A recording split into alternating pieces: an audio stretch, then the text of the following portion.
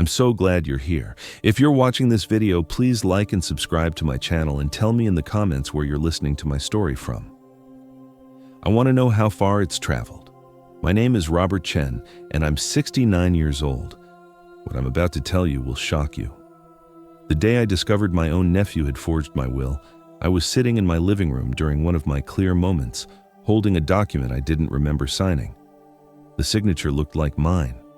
The date said I'd signed it 6 weeks ago, but according to this paper, I was leaving my entire estate, my home, my savings, everything I'd worked 40 years to build, to Marcus. Just Marcus. Not my son James, not my late wife's sister who had been there through everything. Just the nephew I'd raised like a son, paid through law school, trusted with my entire heart. The worst part? I couldn't remember if I had actually signed it or not. Let me explain how I got here. How a man who spent 4 decades fighting injustice in courtrooms across this state ended up fighting for his own mind, his own money, his own dignity. How the very nephew I'd mentored used my illness as a weapon against me. And how, in the end, my legal training and a few precious moments of clarity became the tools that would expose his betrayal. But first, I need to take you back. Back to when my mind was sharp as a blade and my life made sense. I met my wife Linda at a civil rights march in 1978. I was 23 years old, fresh out of law school, filled with righteous anger about the injustices I saw everywhere. She was carrying a sign that said, "Equal justice under law." And when she turned to look at me, I swear the whole world stopped moving. "Are you going to stand there staring? Or are you going to help us change the world?" she asked with that smile that would sustain me for the next 38 years. We got married 6 months later in a small ceremony at the courthouse. My parents, immigrants from Taiwan who'd worked in a laundry for 30 years to put me through school, cried tears of joy. Linda's family, old San Francisco money who'd initially disapproved of her marrying a poor lawyer with ideals instead of a trust fund, eventually came around when they saw how happy we were. We were poor those first years.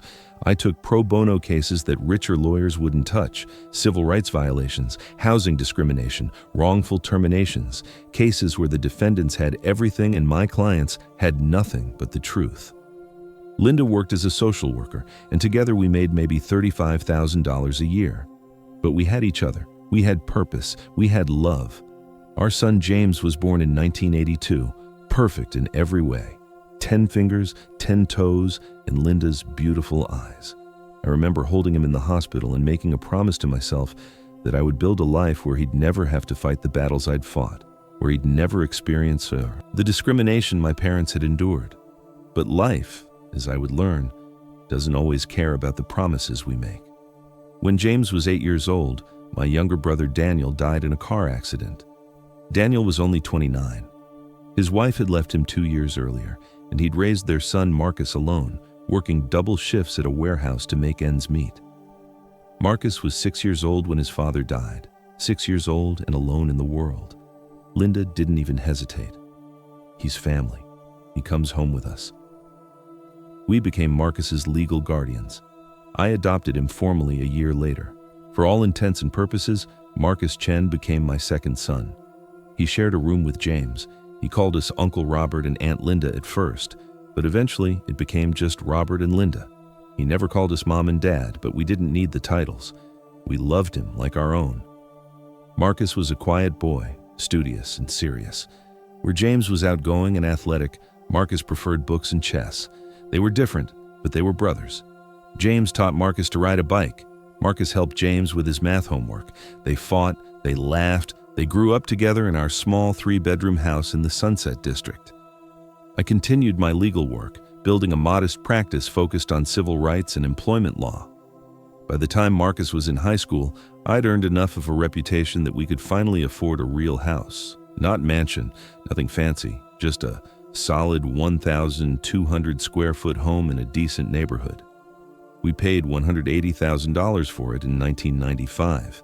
According to recent assessments, it's now worth $400,000. Not that I ever planned to sell. This house held every memory that mattered. James went to UC Berkeley and studied engineering. Marcus, to my great pride, decided he wanted to follow in my footsteps. "I want to help people like you do," he told me when he was 17. "I want to be a lawyer who fights for what's right." I cried that night, in private of course, but I cried tears of joy, thinking that maybe, just maybe, I'd done something right in raising this boy who'd lost everything at 6 years old. I paid for Marcus's education at Stanford Law School. It cost me $120,000 over 3 years. Money I'd saved carefully, investments I'd made wisely, overtime hours I'd worked tirelessly. Linda and I had planned to use that money for retirement travel, for the European trip she'd always dreamed about. But we agreed without a second thought. Marcus was family. This was what family did. He graduated in 2010 with honors. I sat in the audience at his commencement, Linda beside me, James on her other side, and I felt a completeness I'd never experienced before. My life's work, not just the cases I'd won, but the man I'd helped raise, sitting there in cap and gown, ready to make the world better. Marcus passed the bar on his first try. He joined a corporate law firm in downtown San Francisco, making $160,000 a year straight out of school. Corporate law wasn't what I'd hoped for him. I'd dreamed he'd do civil rights work, follow the path I'd carved. But I understood. He had student loans to pay. He wanted security. After losing his father so young, who could blame him for craving stability? James had moved to Seattle for his engineering career. He called every Sunday, visited twice a year. Our relationship was good, solid, though I sometimes wished he lived closer. Marcus, on the other hand, lived just 30 minutes away in the city. He visited often those first few years after Linda got sick. Linda, my Linda.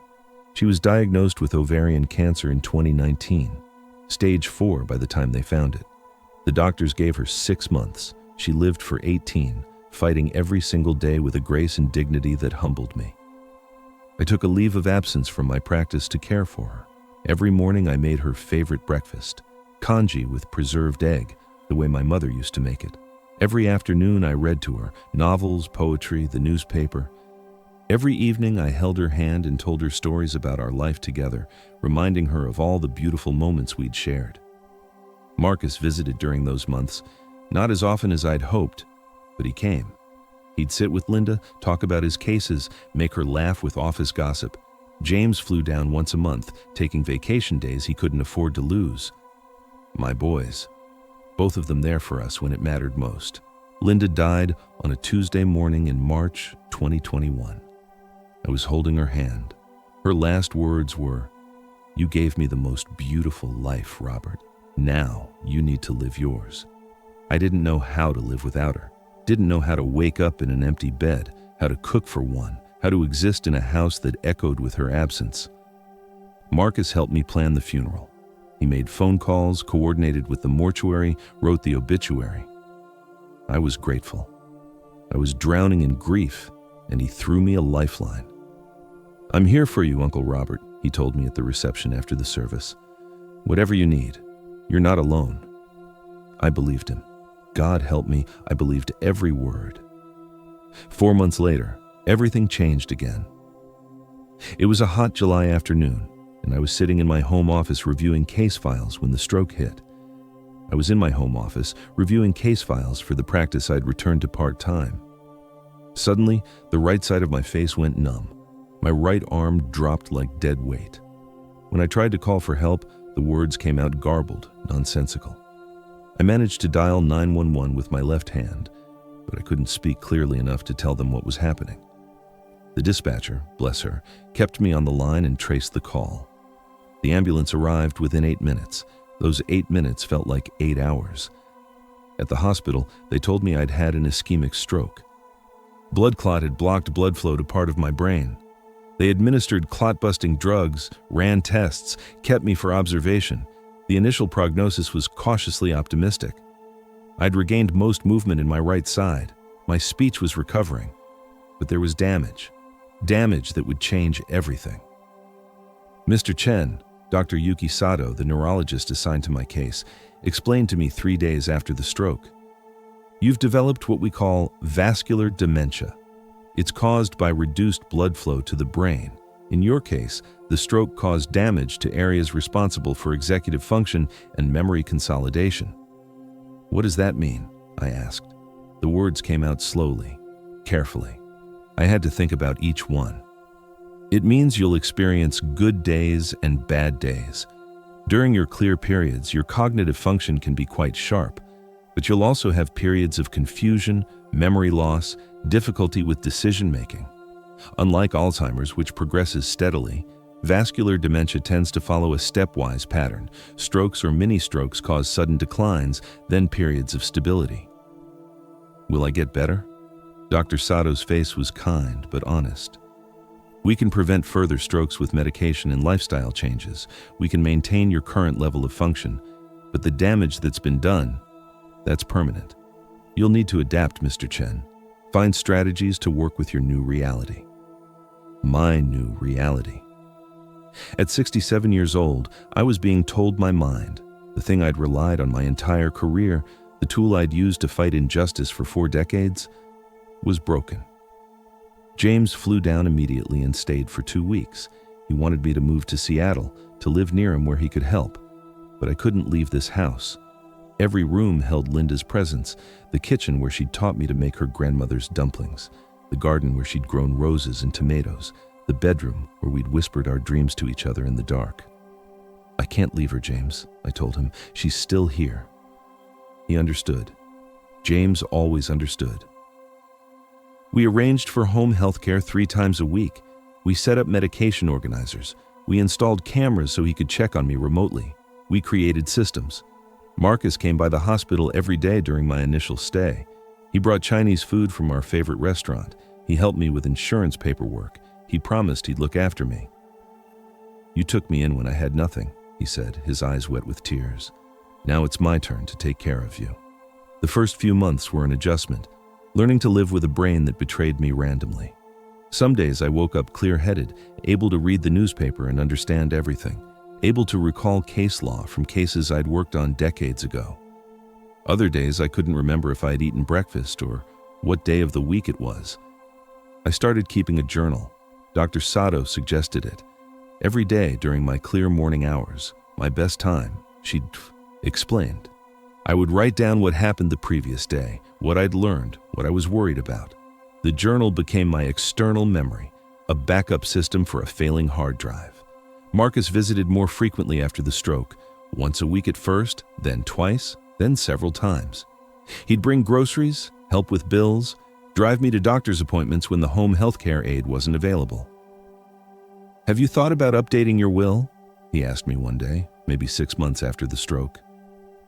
We were sitting in my living room. I was having a good day, clear and present. I haven't thought about it much, I admitted. Linda and I made one years ago. Everything goes to James. Why? Well, you should probably review it. Make sure it reflects your current wishes. Things change, Uncle Robert. You might want to distribute things differently. Consider people who've been helping you. Something about the way he said it made me uncomfortable, but the feeling was vague, hard to pin down. My damaged brain struggled to identify why his words felt wrong. I'll think about it, I said. He brought it up again 3 weeks later, and again a month after that. Each time I deflected, something in my gut, some instinct that even brain damage couldn't erase, told me to wait, to be careful. James called every Sunday like clockwork. 9 a.m. Pacific time, 12 p.m. his time in Seattle. He'd ask about my week, my health, my medications. He'd tell me about his work, his girlfriend Sarah, their plans to get married next spring. Dad, are you eating enough? He'd ask. Are you remembering to take your pills? Is the aide showing up on schedule? Yes, yes, and yes, I'd assure him. Marcus helps too. He's here a lot. That's good. I'm glad he's looking after you. He owes you that much after everything you did for him. There was something in James's voice. Not quite resentment, but not quite warmth either. James and Marcus had grown apart over the years. Different coasts, different lives, different values. James thought Marcus had sold out, choosing corporate law and money over principles. Marcus thought James was naive, living in Seattle making a fraction of what he could earn in Silicon Valley. Brothers who loved each other but didn't always like each other. The first few months after the stroke were manageable. I learned to work with my new limitations, developed systems, kept my journal religiously. But then, something started happening that terrified me more than anything else. Time itself began to betray me. It started small, missing hours. I'd be sitting in my living room reading the newspaper at 2 p.m., and suddenly it would be 6 p.m., and the newspaper would be neatly folded on the coffee table. 4 hours gone, no memory of them. Or I'd wake up and find dishes in the sink I didn't remember using, notes in my handwriting I didn't remember writing, phone calls logged on my phone I didn't remember making. Dr. Sato explained it was part of the Avenged disease. You're experiencing what we call transient cognitive episodes. Your brain is still functioning during these periods, but it's not storing the memories properly. You might be perfectly functional in the moment, talking, moving, making decisions, but later you have no recollection of it. That's terrifying, I told her during one of my monthly checkups. This was January 2023, about 18 months after the stroke. I know it is. That's why documentation is so important. Keep your journal. Have people around you who can verify what happened during those lost times. And Robert, she looked at me seriously, don't sign any important documents unless you're absolutely certain you're having a clear day and someone you trust is with you. I wrote that advice in my journal in capital letters. Don't sign anything important when alone. But here's what I was learning about my particular version of dementia. My morning hours, roughly 6 a.m. to 11 a.m., were almost always clear. Something about the way my brain rested at night, the way blood flow stabilized, meant I woke up sharp most days. By afternoon, the fog would sometimes roll in. By evening, I was often confused, sometimes not even certain what year it was. I developed a routine. Wake at 6 a.m. Write in my journal immediately what I remembered from yesterday, what was worrying me, what I needed to do today. Check my phone for any calls or texts I might have made that I didn't remember. Check my email. Review any notes I'd left myself. It was like being a detective investigating my own life. One morning in February 2023, I found something in my journal that disturbed me. A note I'd written 2 days earlier, during what must have been a clear afternoon. Marcus asked me to sign papers today, said it was for tax purposes. I told him I needed to think about it. He seemed angry. Why would tax papers make him angry? I had no memory of that conversation, none at all. I called Marcus that morning. Hey, did you ask me to sign some papers recently? There was a pause. Oh yeah, just some tax optimization stuff, nothing urgent. Don't worry about it. What kind of tax optimization? It's complicated, Uncle Robert. Legal stuff. I'm trying to help you minimize your tax burden. We can talk about it next time I visit. But he didn't bring it up next time he visited, or the time after that. In March, my neighbor Elena Vasquez knocked on my door during one of my clear morning hours. Elena was 62, a retired teacher who'd lived next door for 15 years. She and Linda had been close, sharing recipes and garden tips over the fence. Robert, can I talk to you about something? She asked, her face concerned. Of course. Come in. Coffee? We sat at my kitchen table, the same table where Linda and I had shared thousands of meals, and Elena wrapped her hands around the warm mug. I don't want to overstep, she began carefully, but I've noticed Marcus coming by a lot lately, multiple times a week. He's helping me, I explained. He's good to me. I'm sure he is. But Robert, last week I saw him leaving your house carrying boxes. This was around 2 p.m. on Tuesday. Were you home? Tuesday, 2 p.m. My worst time. My afternoon fog. I don't know. Maybe. I don't always remember the afternoons clearly. Elena's face grew more concerned. The boxes looked like they came from your office, old file boxes. My file boxes, decades of case files, personal documents, financial records. Why would Marcus be taking them? Maybe he was helping me organize, I suggested, but even as I said it, I didn't believe it. Maybe, Elena said, clearly not believing it either. Just be careful, okay? I know you trust him, but people can surprise us, and you're vulnerable right now.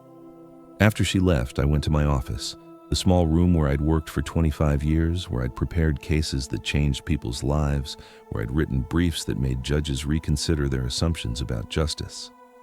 Several of my file boxes were gone, the ones from the back of the closet where I kept personal records, tax returns, investment statements, insurance policies.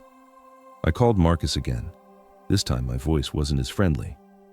"Did you take some boxes from my office?" Another pause. "Oh yeah, you asked me to.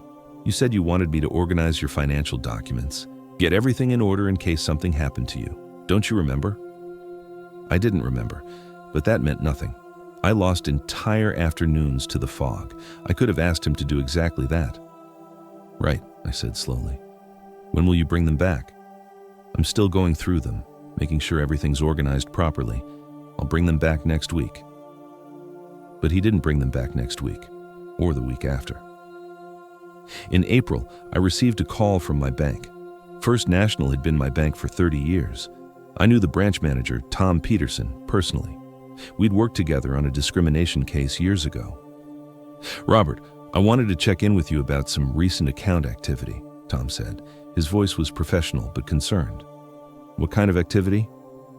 "You've made several large withdrawals in the past 2 months, $15,000 total. I just wanted to verify these were authorized transactions." My blood ran cold. "What? No, I didn't withdraw any money." "The withdrawals were made in person at the branch. The teller verified ID and signature." "Tom, I haven't been to the bank in months. I don't even drive anymore." "Robert, the person who made the withdrawals was with you. We have you on security footage." He emailed me the footage. I watched it on my computer, my hands shaking. There I was, walking into the bank with Marcus beside me. At the counter, I appeared to be functioning normally, talking to the teller, signing withdrawal slips, accepting cash that Marcus immediately put in an envelope. I had no memory of it, not a single second. But the worst part? Looking at the footage, looking at my own face, I could see it. The blankness in my eyes, the slightly confused expression, the way I kept looking to Marcus for guidance. I looked like a puppet, and Marcus was pulling the strings. That night, during my clear evening window, sometimes I got an hour or two of clarity before bed. I sat down and did something I hadn't done since law school. I created a case file. Only this time, the case was about me. I labeled it Case File, Exploitation of Robert Chen. On the first page, I wrote, "Evidence of possible financial abuse, missing file boxes containing financial documents, unauthorized bank withdrawals totaling $15,000, repeated requests to sign documents without clear explanation, manipulation during cognitive impairment episodes, gaps in memory during afternoon hours when Marcus typically visits." Then I wrote, "Next steps. Request bank records for past 6 months. Review security footage more carefully. Check credit reports for unauthorized activity. Document all interactions with Marcus. Call James." But I hesitated on that last one. Call James. James and Marcus barely spoke anymore. If I called James with these suspicions, it would tear what remained of our family apart. What if I was wrong? What if my damaged brain was making me paranoid, seeing conspiracies that didn't exist?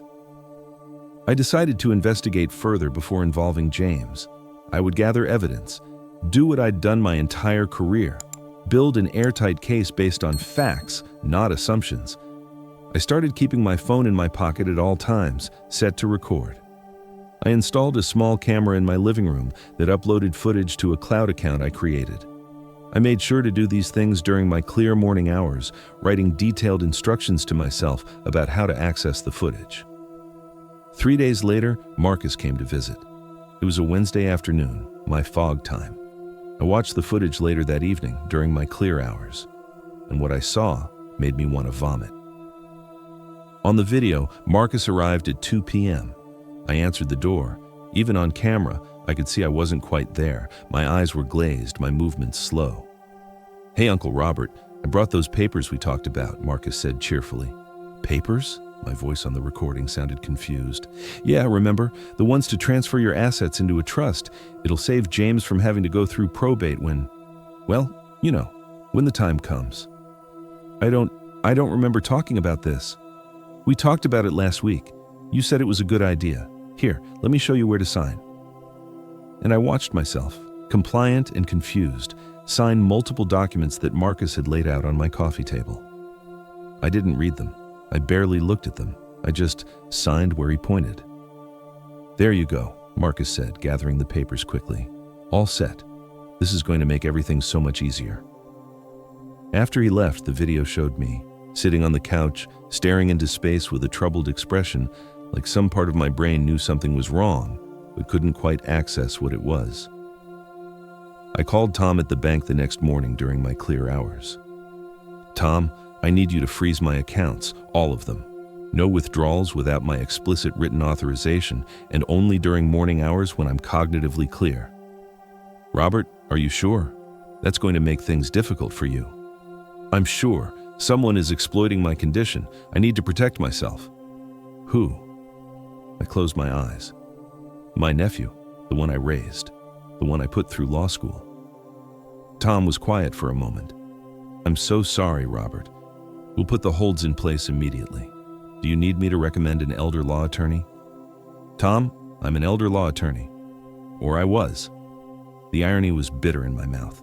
I spent years helping other people in this exact situation. Now I can't even help myself. "You're helping yourself now. You're taking action. That's more than most people in your situation manage to do." That night, I added to my case file, "Video evidence, April 19th, 2023, 2:15 p.m. Marcus brought documents to house during my impaired afternoon hours. Claimed we'd discussed them previously, no memory of this discussion. Described documents as trust transfer for probate purposes. I signed without reading documents not left for my review. Strong evidence of exploitation during cognitive impairment. I made copies of everything. The video footage, the bank records, the security camera footage from the bank, my journal entries. I put one set in a locked drawer in my office. I mailed another set to a post office box I'd rented using my clear morning hours. And I mailed a third set to James with a note. Don't open unless something happens to me. Because I was starting to realize something terrifying. If Marcus was willing to exploit my dementia for money, what else was he willing to do? My paranoia, or maybe it was wisdom, turned out to be justified. Within weeks, I would discover just how deep Marcus's betrayal went. But first, I needed help. I needed someone who would believe me, who would see through the fog of my impaired mind to the truth underneath. Dorsado noticed the change in me during my May checkup. I'd lost 12 pounds. I wasn't sleeping well. My blood pressure was elevated. "Robert, what's going on? Has your condition worsened?" "No, well, yes, I struggled to explain. How do you tell your doctor that the person who's supposed to be helping you might be destroying you?" "Talk to me," she said gently. And I told her everything. The missing money, the signed documents I didn't remember, the video footage of my own exploitation. Dr. Sato's face grew grim. "Robert, this is elder abuse, financial exploitation of a vulnerable adult. You need to report this." "To who? I'm a 69-year-old man with dementia. Who's going to believe me? Half the time I can't even remember what I had for breakfast. Marcus is a successful attorney. He'll say I'm confused, that I asked him to help, that I gave him permission for everything. But you have evidence." "Maybe, but is it enough? Can I prove that I was cognitively impaired when I signed those documents? Can I prove he deliberately waited for my bad hours to manipulate me?" Dr. Sato thought for a moment. "Yes, you can. Because I can testify about your condition. I can explain the pattern of your clear and impaired hours. I can establish that someone who knows you well would be aware of when you're vulnerable." "Would you really do that?" "Robert, I took an oath to do no harm. Watching someone exploit your medical condition is harm. Of course I'll testify." I felt tears prick my eyes. After months of feeling helpless, someone was finally in my corner. "There's something else you should do," Dr. Sato continued. "You should have a formal capacity evaluation. I can arrange it. It's a comprehensive assessment that documents your cognitive abilities, both your impairments and your preserved functions. It'll show that while you have deficits, you're far from incompetent." "When can we do it?" "I'll call a colleague today. He's a neuropsychologist who specializes in capacity evaluations. His name is Dr. Martinez." The evaluation happened 2 weeks later, during my best hours. Dr. Martinez spent 3 hours testing me. Memory tests, reasoning tests, financial decision-making scenarios. At the end, he gave me his preliminary findings. Mr. Chen, you have significant memory impairment, particularly for recent events and during afternoon hours. However, your long-term memory is excellent, your reasoning ability is intact, your understanding of financial and legal concepts is sophisticated. During your clear hours, you have full capacity to make decisions about your life and your assets. And during my impaired hours? During those times, you're vulnerable to manipulation. Someone who knows your patterns could absolutely exploit those windows of confusion. Can you put that in writing? I'll have a full report ready by the end of the week. I added Dr. Martinez's report to my growing case file. I was building something now, not just evidence of what Marcus had done, but proof that I was competent enough to understand what had happened to me and to seek justice. In early June, I did something I should have done months earlier. I called James. Dad, is everything okay? It's Wednesday. You usually call on Sundays. James, I need to tell you something, and I need you to listen without interrupting, because I might not be able to explain this twice. I heard his sharp intake of breath. What happened? And I told him everything. The missing money, the signed documents, the video footage, my suspicions about Marcus.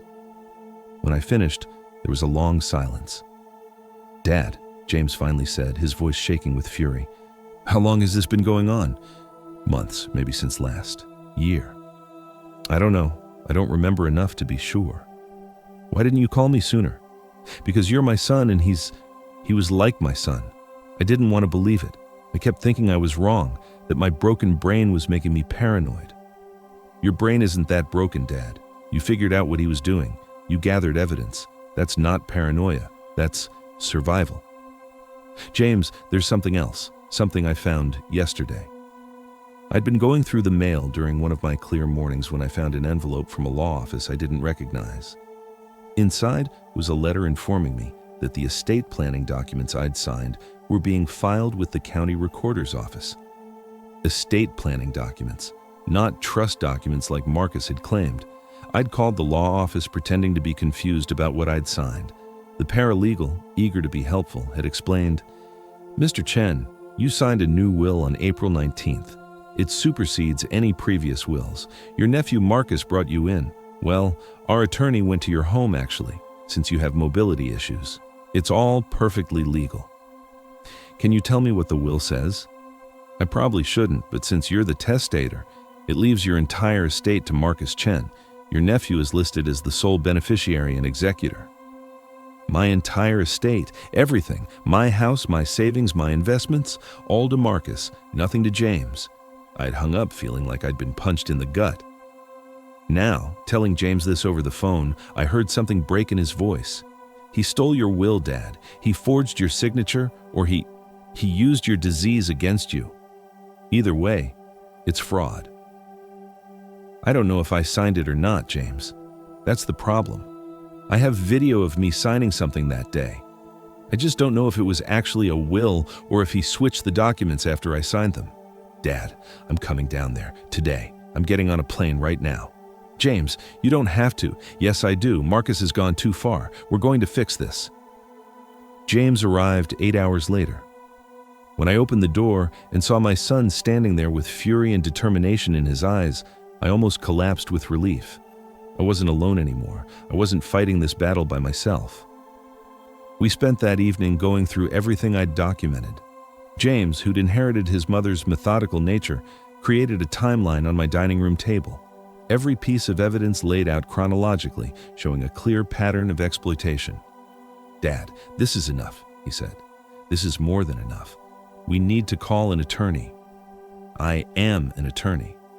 You're also the victim. We need someone objective, someone who can guide us through this. He was right. I knew he was right.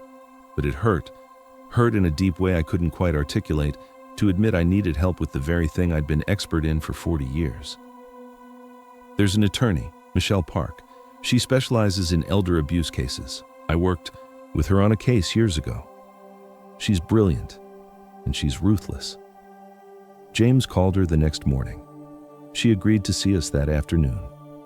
Michelle Park's office was in downtown San Francisco, in one of those old buildings with high ceilings and dark wood paneling that made you feel like justice was possible. She was 50, Korean American with sharp eyes that missed nothing. She listened to our story without interrupting. She reviewed every piece of evidence. She watched the video footage of Marcus manipulating me. She read Dr. Sato's notes and Dr. Martinez's capacity evaluation. When we finished, she leaned back in her chair and steepled her fingers. "Mr. Chen, you have been the victim of elder financial abuse and undue influence. What your nephew has done is not only civil fraud, but potentially criminal. I can help you, but I need you to understand. This is going to get ugly. Family cases always do. Are you prepared for that?"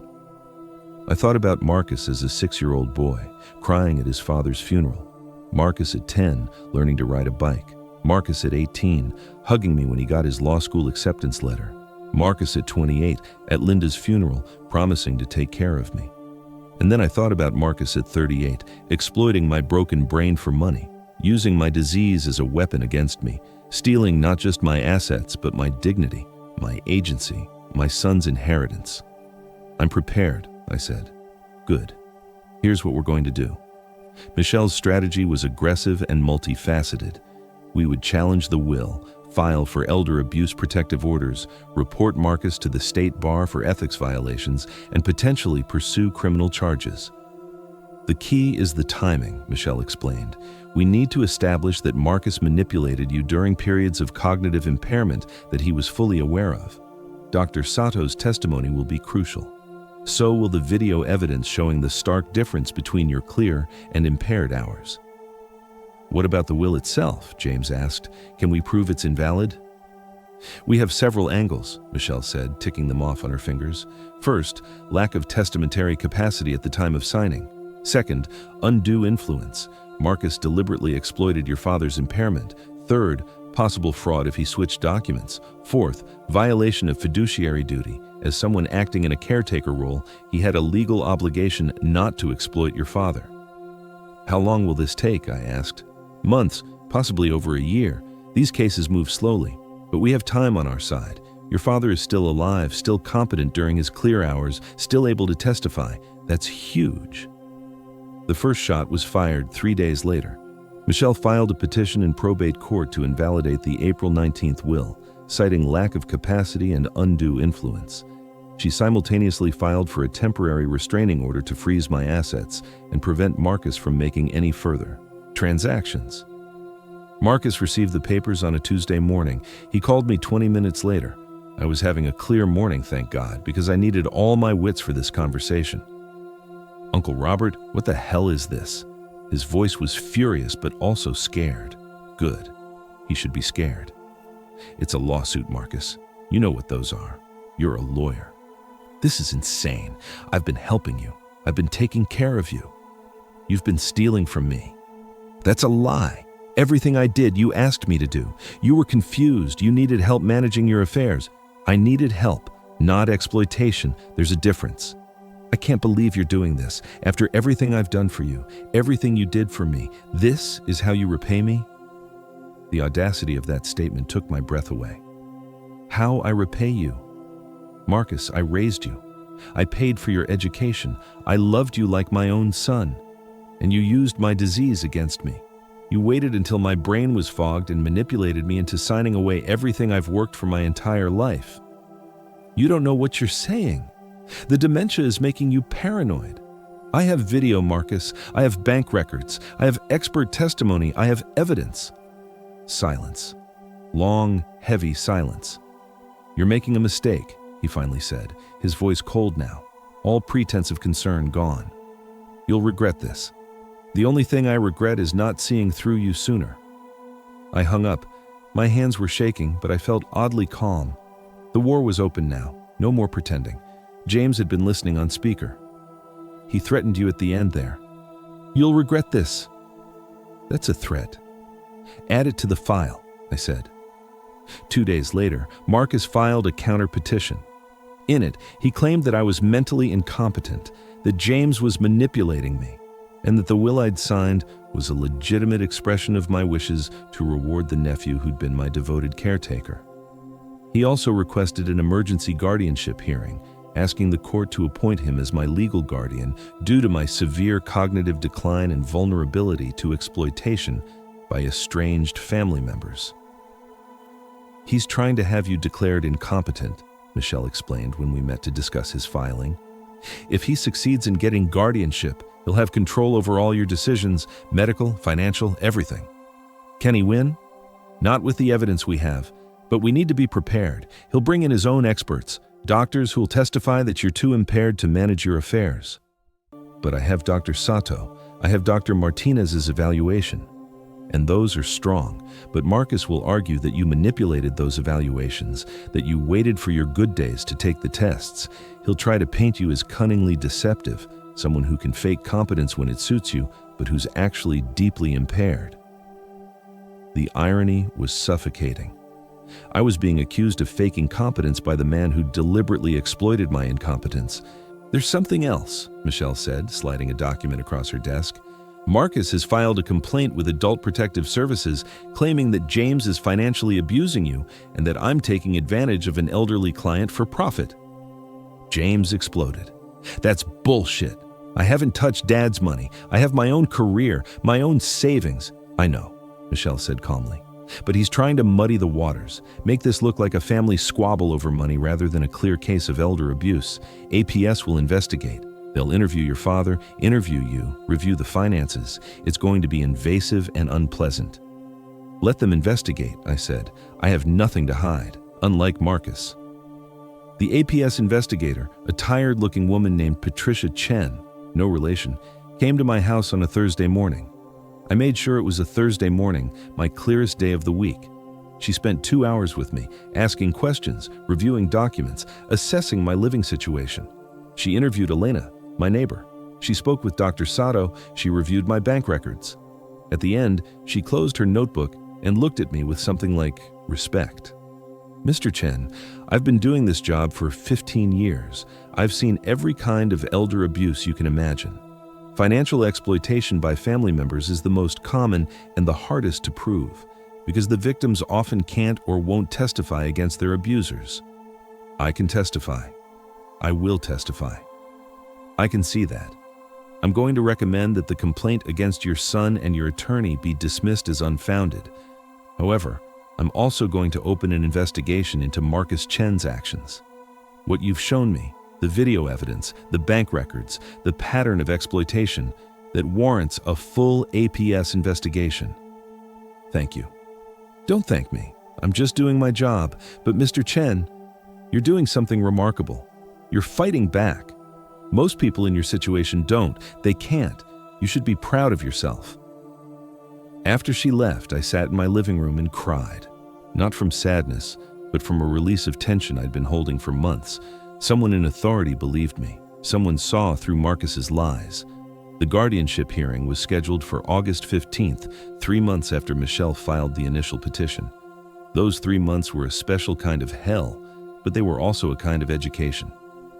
I was learning that the legal system I'd spent 40 years working within could be both my salvation and my tormentor.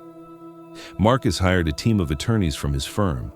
They deposed me for 6 hours, asking the same questions over and over, trying to catch me in contradictions, trying to prove my memory was too faulty to be trusted.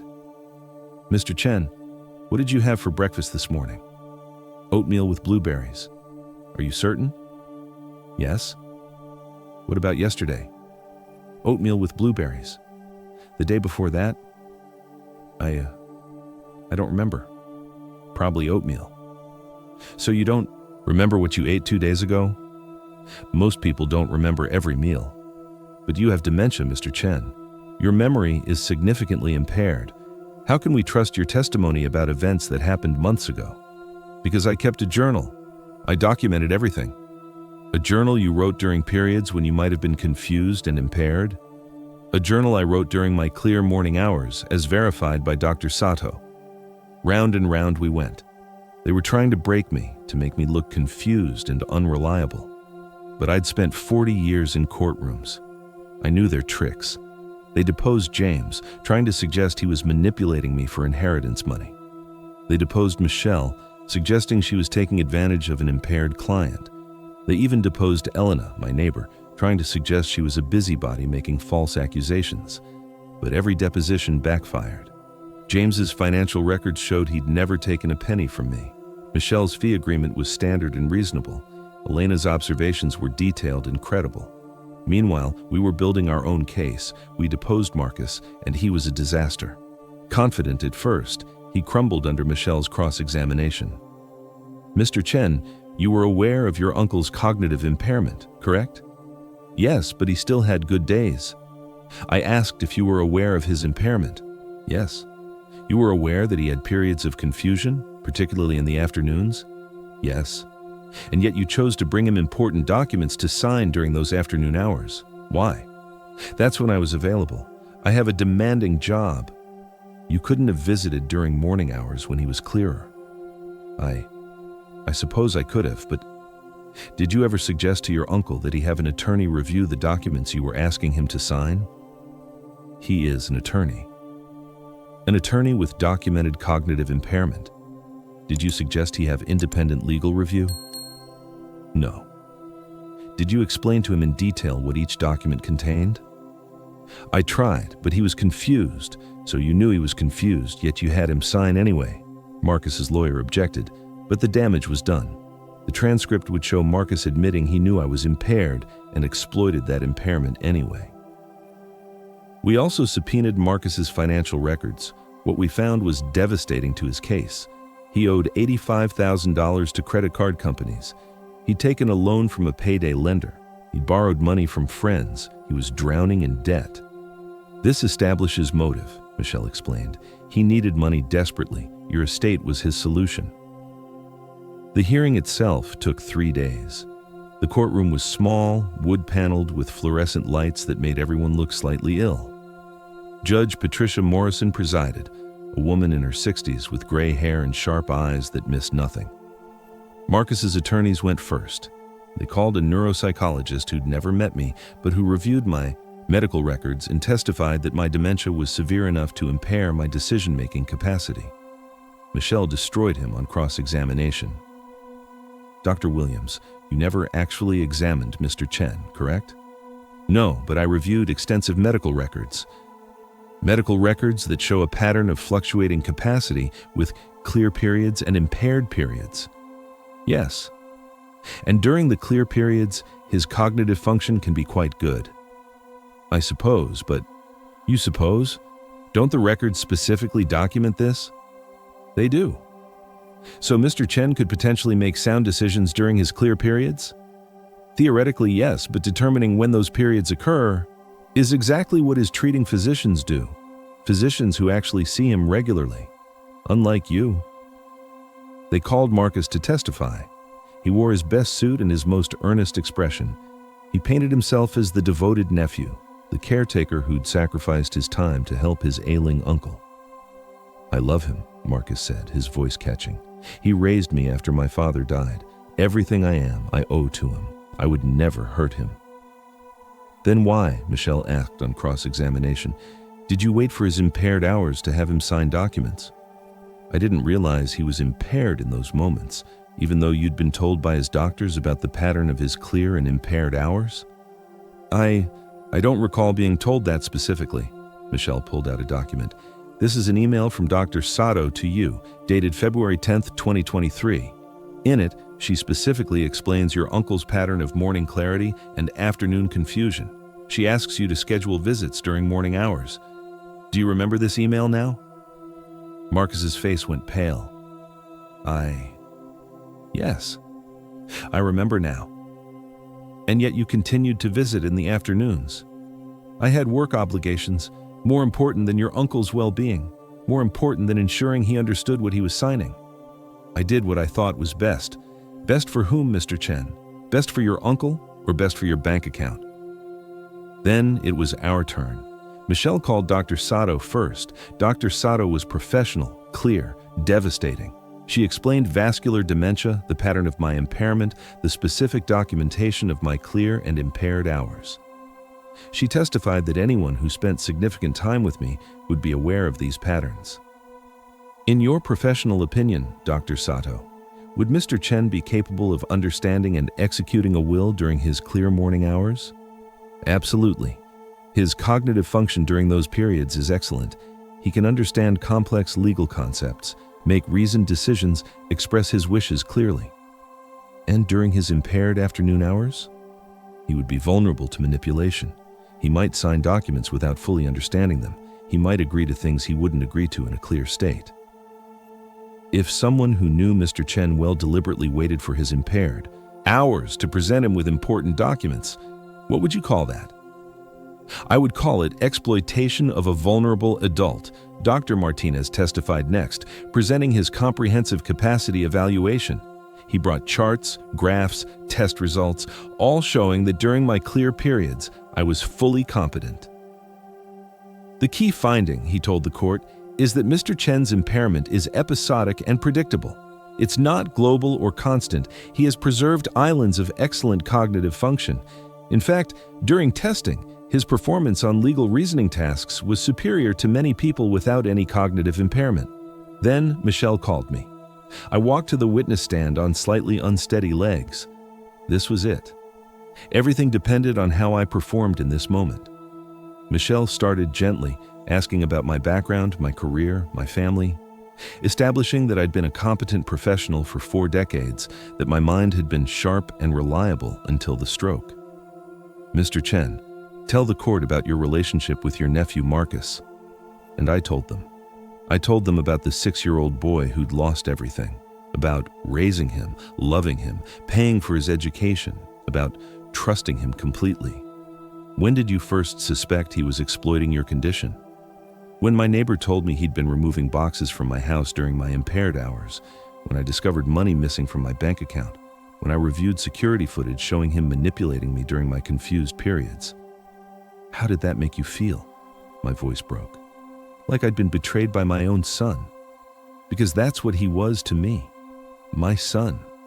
Do you want Marcus to have your estate? No, I want my actual son, James, to inherit what I've built. That was always my intention. The will I signed with Marcus, if I even really signed it, was not my true wish. It was the result of manipulation during my vulnerable hours.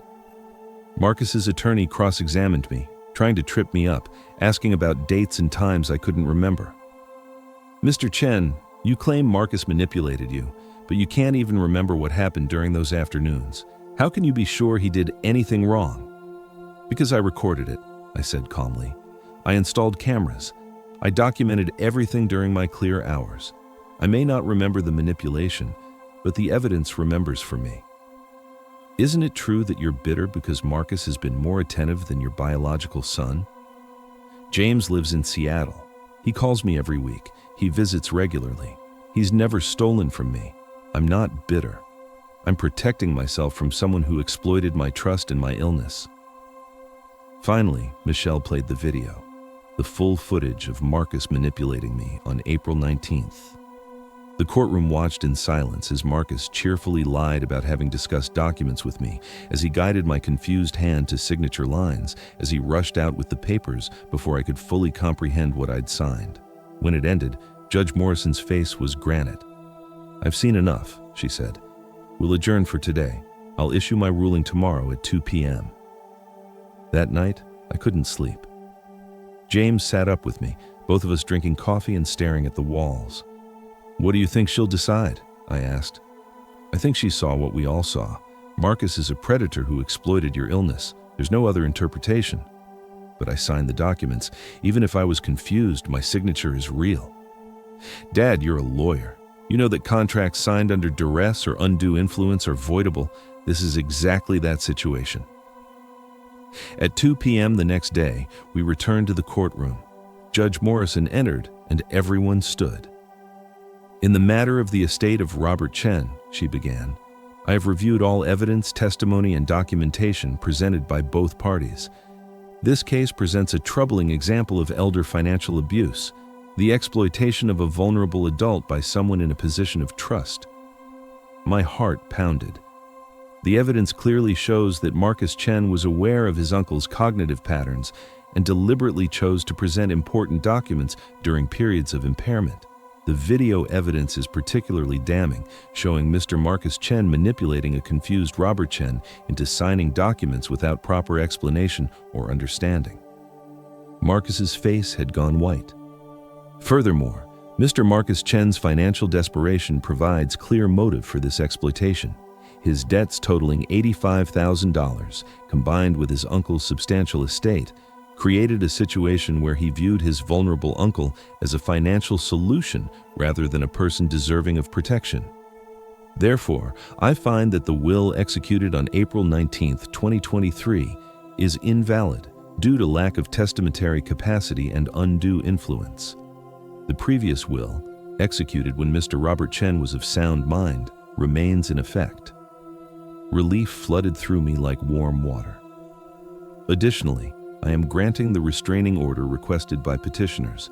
Marcus Chen is prohibited from contacting Robert Chen or coming within 500 feet of his residence.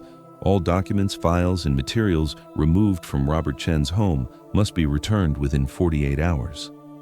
Furthermore, I am referring this matter to the District Attorney's Office for investigation of potential criminal charges of elder abuse and fraud. She looked directly at Marcus.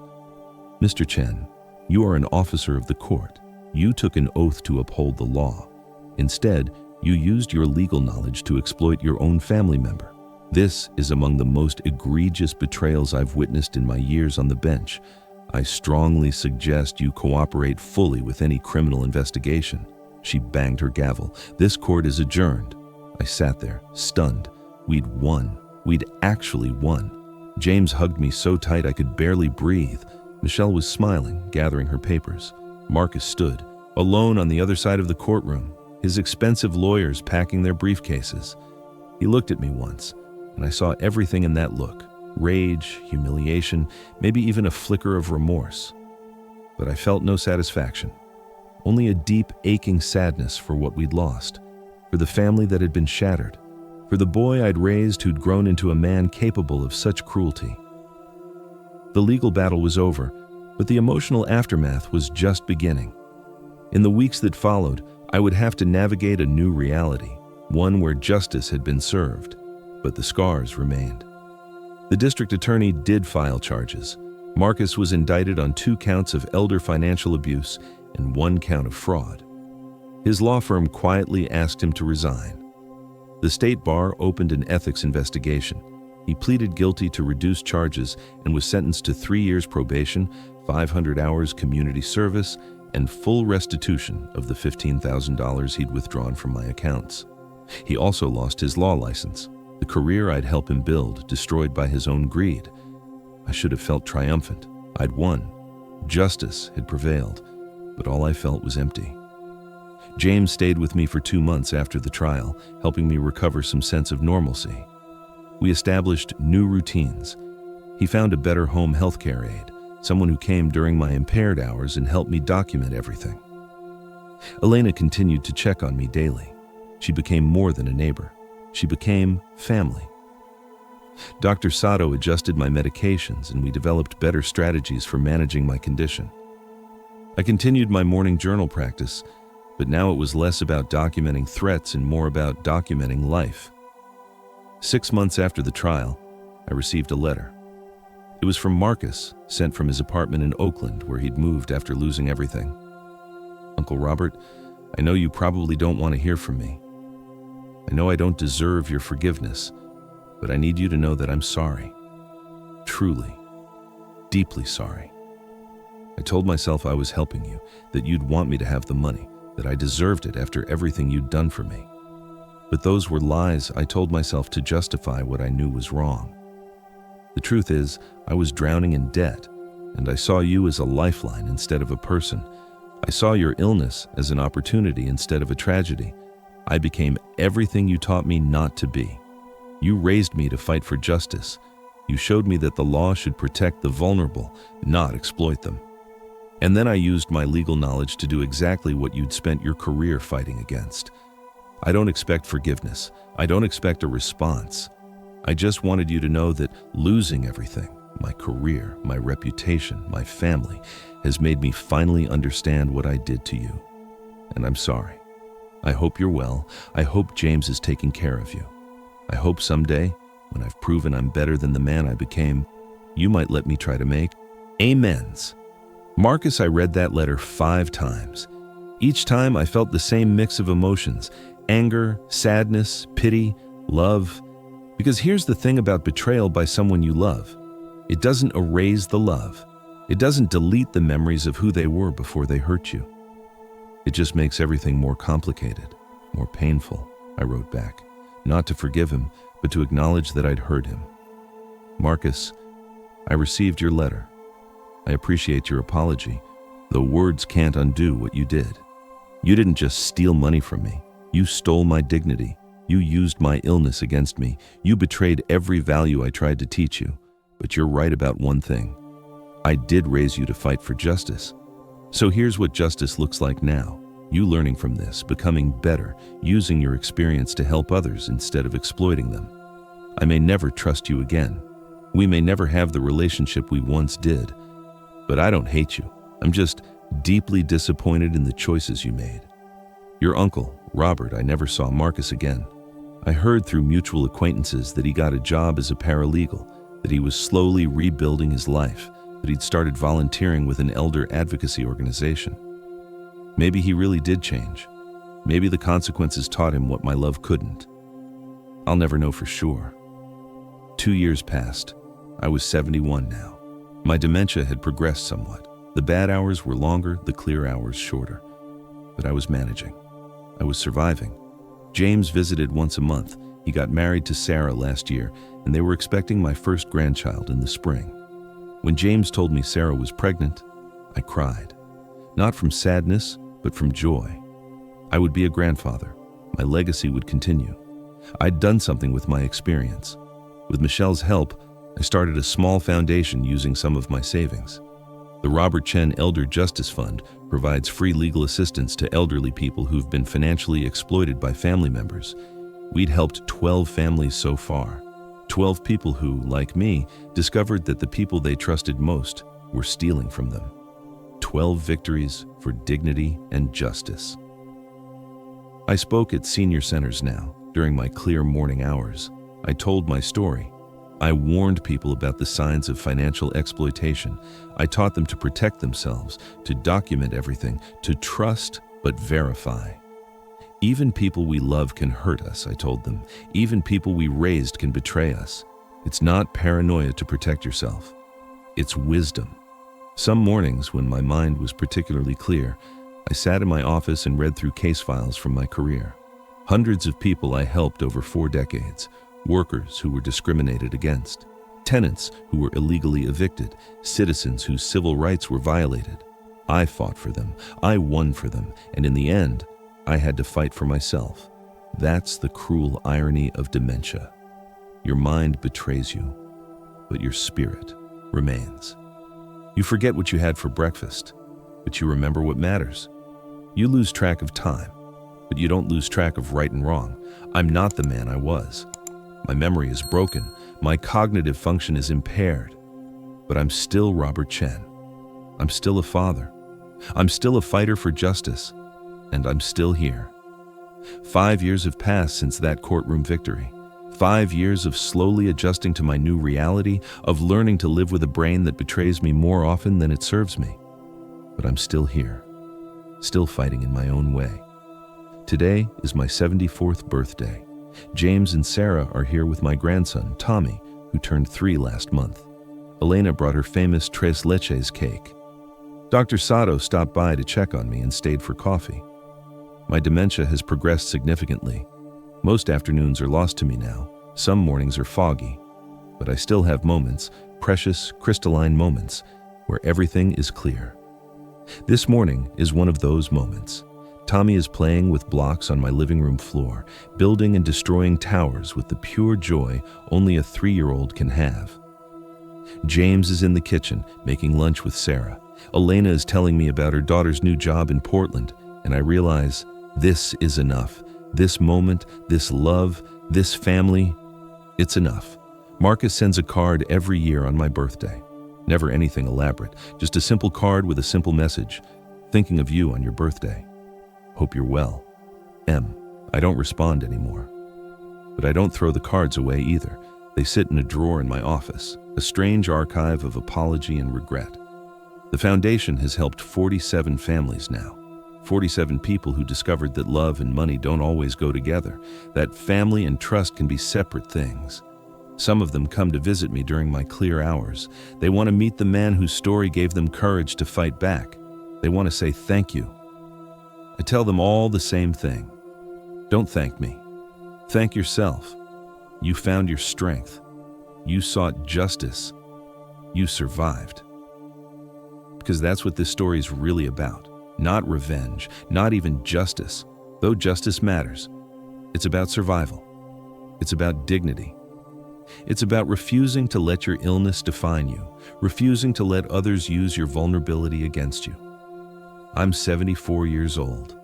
I have vascular dementia. My memory is broken. But I'm still here, still fighting, still surrounded by people who love me for who I am, not for what I can give them. That's the real victory. Not the court ruling or the criminal conviction or the money returned. The real victory is this. I'm still me. Diminished perhaps, impaired certainly, but still fundamentally, essentially, defiantly myself. And that's something no one, not even Marcus, not even this disease, could take away from me. Did you like my story? Which city are you listening from? Let's meet in the comments. You are not alone. You are not powerless. Like Robert, you can fight back. For more life stories like this, please like and subscribe to my channel. There are many other stories waiting for you, stories of courage, survival, and justice. With heartfelt respect for all those living with disabilities and fighting for their dignity, until next time.